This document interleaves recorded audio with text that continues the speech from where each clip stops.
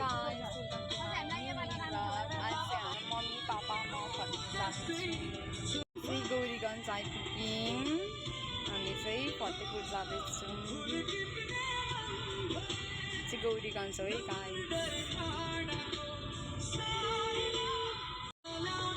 गौरीगञ्जदेखि चाहिँ यताभित्र बस्नुपर्ने रहेछ फतेपुर जानलाई। मम्मी कता? फतेपुर।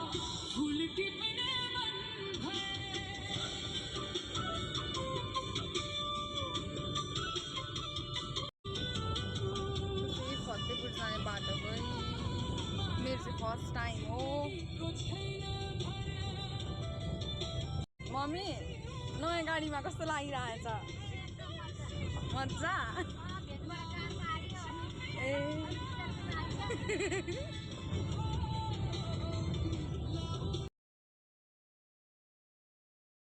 यो चाहिँ चिया बगान।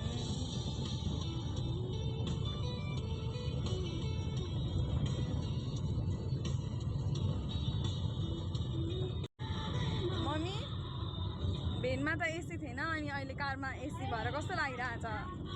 आनन्द। चिसो छ।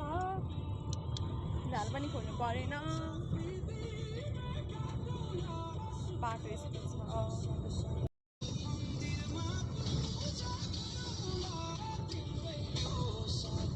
मम्मी चाहिँ फतेपुर आयौँ। यहाँ चाहिँ पुलिस बस्नु भएको हुँदो रहेछ। लेट्स सी के हुन्छ। हामीले चाहिँ गाडी यता राख्छौँ।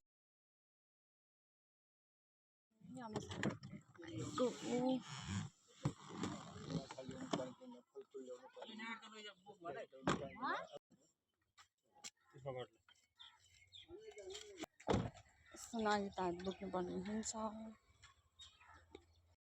यहाँ चाहिँ हामी दोकानको लागि सामान किन्न, घरको लागि सामान किन्न आएको छौँ। हामीले चाहिँ यहाँ चिनी, दाल, कफी लान लाग्यौँ। मेरो मम्मी पापाले चाहिँ सधैँ फतेपुर आउँदाखेरि सधैँ यही पसलबाट लिने गर्नुभएको रहेछ दोकानको सामानहरू पनि। मलाई त थाहा थिएन नि त, फर्स्ट टाइम हो गएको। अनि यहाँ चाहिँ अब भोलिपल्ट मेरो पनि पढ्नको लागि धरान जानुपर्ने थियो। अनि मलाई चाहिने सबै सामानहरू लिँदै हुनुहुन्थ्यो मम्मी पापाले। कफीहरू, चिनी, चनाहरू।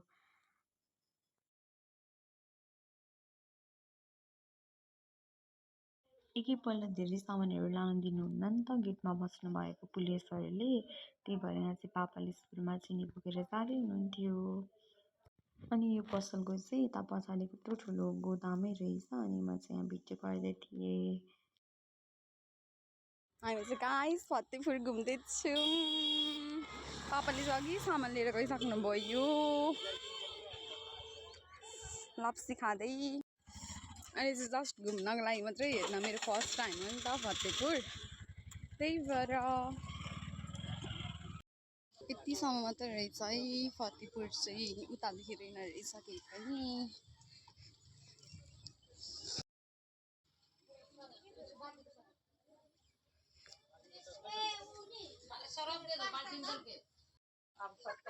यो चाहिँ सरफवाला बाल्टी रहेछ। हाम्रो चाहिँ यहाँ एकछिन कस्मेटिकमा काम भएकोले हामी एकछिन कस्मेटिकमा निस्क्यौँ। अनि यहाँ चाहिँ मम्मीले पेटीकोट लानुपर्ने रहेछ। अनि मम्मीले लिनु पायो। पापा चाहिँ हामीलाई पर्खिरहनु भएको थियो क्या, अघि चिनी लिएर जानुभएको थियो नि त। अनि हामीले चाहिँ यहाँबाट खाजाहरू पनि लग्यौँ भरे घर पुगेर खानको लागि। यहाँ चाहिँ यही एउटा मात्रै खाने ठाउँ रहेछ। अनि असाध्यै गर्मी थियो नि त। अनि मेरो हालत हेर्न सक्नुहुन्छ। अनि यहाँ चाहिँ हामीले अघि प्याक नगरिकन गएको थियौँ नि त। अनि मम्मीले फेरि थप्दै हुनुहुन्छ सामानहरू। अनि फाइनली अङ्कलले चाहिँ यहाँ हिसाब गरिदिँदै हुनुहुन्छ। अनि हिसाब गरिसकेर प्याक गरिसक्दा पनि मेरो मम्मीले चाहिँ फेरि चिनी थप्दै हुनुहुन्थ्यो लानको लागि। फाइनली यहाँ चाहिँ सबै सामानहरू पापाले राख्दै हुनुहुन्छ। अनि अब हामी घरतर्फ लाग्छौँ।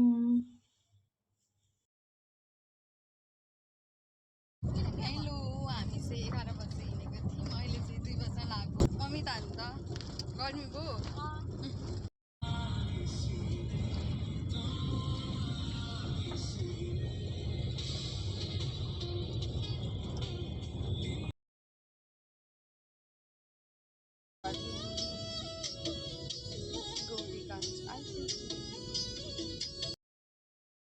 हामी चाहिँ अहिले गौरीगञ्ज बजार आएको छौँ।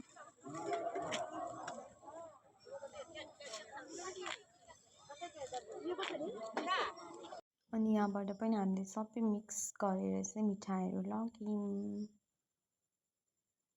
अहिले चाहिँ हामी गौरीगञ्ज बजार आएको छौँ। आमा छोरी पापा चाहिँ उतै बसिरहनु भएको। हामी चाहिँ मेन तरकारी भन्दा नि माछा लिन आएको थियौँ, तर यो साइडमा चाहिँ माछा पाउँदैन रहेछ। अनि म बसेँ, अनि मम्मी र पापा चाहिँ जानुभयो माछा लिन। अनि म चाहिँ यता कारमा रिसाउँदै थिएँ, नयाँ कारमा। हामी चाहिँ अब घरतर्फ लाग्यौँ। हामी चाहिँ एकछिन यहाँ तल घरमा निस्क्यौँ। अनि मैले चाहिँ यहाँ तल घरको भिडियो गर्न पाइनँ, मेरो चार्ज सकिएको थियो। चाहिँ अब घरतर्फ लाग्दैछौँ। तल घर निस्केर मुही खाएर दिदी काका काकी भाइसँग भेटेर चोकदेखि हाम्रो घर चाहिँ यता हो। हामी चाहिँ फाइनली हाम्रो घर आइपुग्यौँ। भाइलाई चाहिँ एक्लै दोकानमा छोडेर गएको थियौँ। फाइनली घर आइपुगेर खाजा खाएर म चाहिँ रुममाथि आएको। अनि देख्न सक्नुहुन्छ पसिना फेसमा। यो चाहिँ मैले स्न्यापबाट गरेको, किनकि क्यामेराबाट मेरो सफिसियन्ट भन्यो स्टोरेज, झन्डै स्न्यापबाट चाहिँ भइरहेको छ। So thank you for watching, bye bye, this much for today.